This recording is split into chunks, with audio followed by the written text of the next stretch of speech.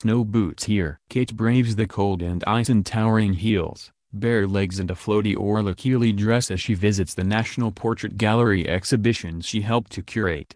The temperatures may be freezing, but that didn't stop the Duchess of Cambridge putting on a glamorous display this evening as she was treated to a sneak preview of an exhibition she helped curate at the National Portrait Gallery.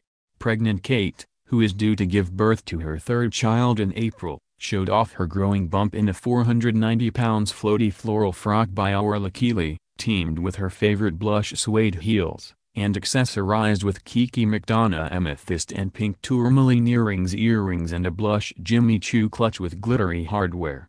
This week has seen snow and sub-zero conditions blight Britain's roads, railways and airports, with temperatures dropping as low as -11 degrees Celsius. But despite the inclement weather, the Duchess bravely chose to go bare-legged. Kate, who has been the gallery's patron since 2012, is visiting the exhibition Victorian Giants, the birth of art photography, ahead of its opening to the public tomorrow.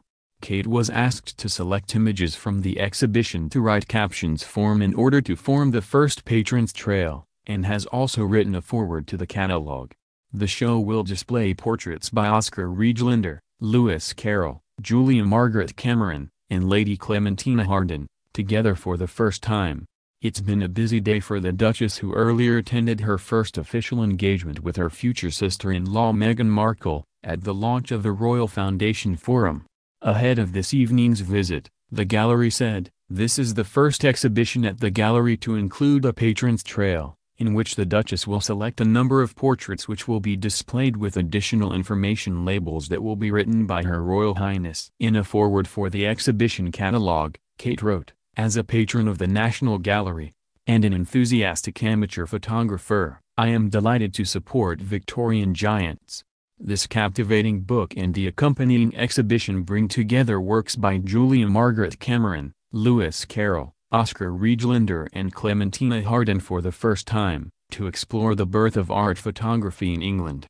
This period in the history has long interested me. As a student at the University of St Andrews, I chose it as the subject of my undergraduate thesis, and photographs of children in particular, which feature predominantly in the exhibition, are of real interest to me. These photographs allow us to reflect on the importance of preserving and appreciating childhood while it lasts." Children held a special place in the Victorian imagination and were celebrated for their seemingly boundless potential. This notion still rings true for us today, and it underpins much of my official work and the charities I have chosen to support, and, indeed, my role as the mother of a young family.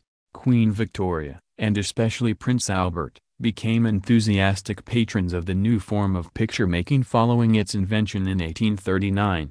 Regilander undertook commissions for the royal family, and this exhibition contains photographs by him, borrowed from the royal collection at Windsor.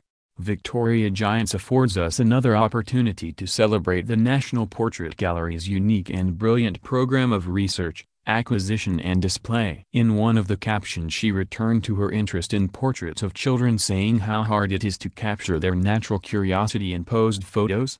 The Duchess is known for taking many of the official portraits of her children for milestone events such as birthdays and the first day of school or nursery, rather than commissioning a professional photographer. Kate visits the National Portrait Gallery hours after her first official public engagement with Meghan Markle. Meghan Markle voiced her support for the #MeToo and #TimesUp campaigns today during her first official appearance with the Duke and Duchess of Cambridge this morning. The former actress, 36, and Prince Harry joined William and Kate at the Royal Foundation Forum in London to update the public on their charitable projects. And Meghan encouraged women to use their voices rather than find them, praising women for speaking out against sexual harassment. She said, "I hear a lot of people speaking about girls' empowerment and women's empowerment. You will hear people saying they are helping women find their voices. I fundamentally disagree with that, because women don't need to find their voices, they need to be empowered to use it, and people need to be urged to listen.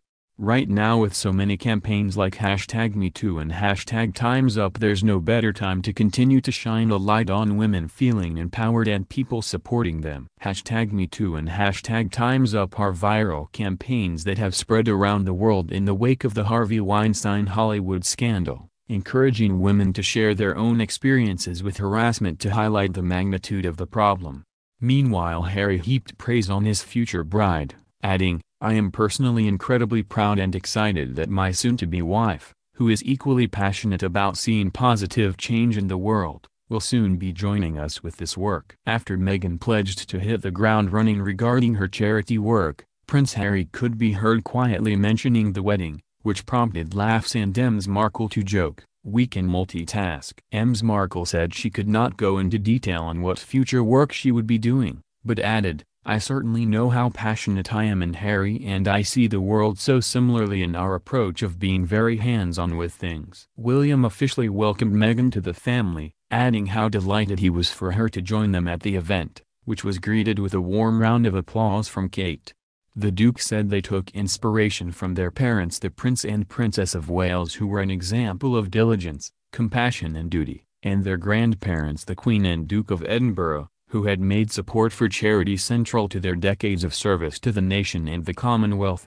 Meghan is no stranger to being lauded for her charity work, having previously been given a standing ovation at the UN. Then Secretary-General Ban Ki-moon was among those who rose to their feet to applaud the former actress when she made a speech on International Women's Day as UN Women's Advocate for women's leadership and political participation.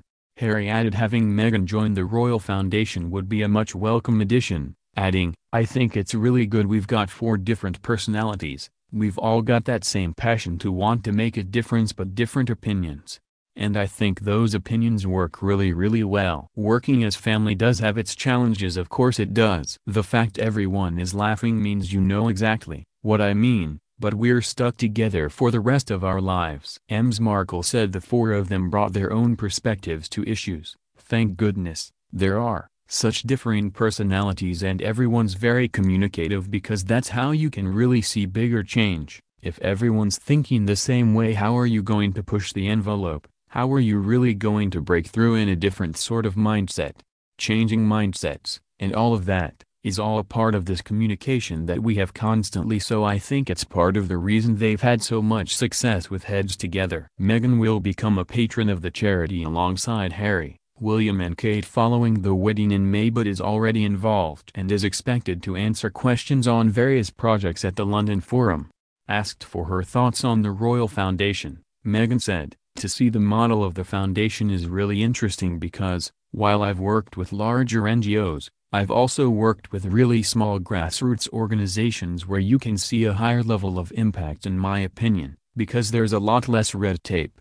What you are seeing here and what I noticed with Heads Together from a global perspective, because I wasn't here obviously when it was happening, was the power of convening all of these small organizations who have this same issue but need that extra push and support under this umbrella. You are able to achieve that.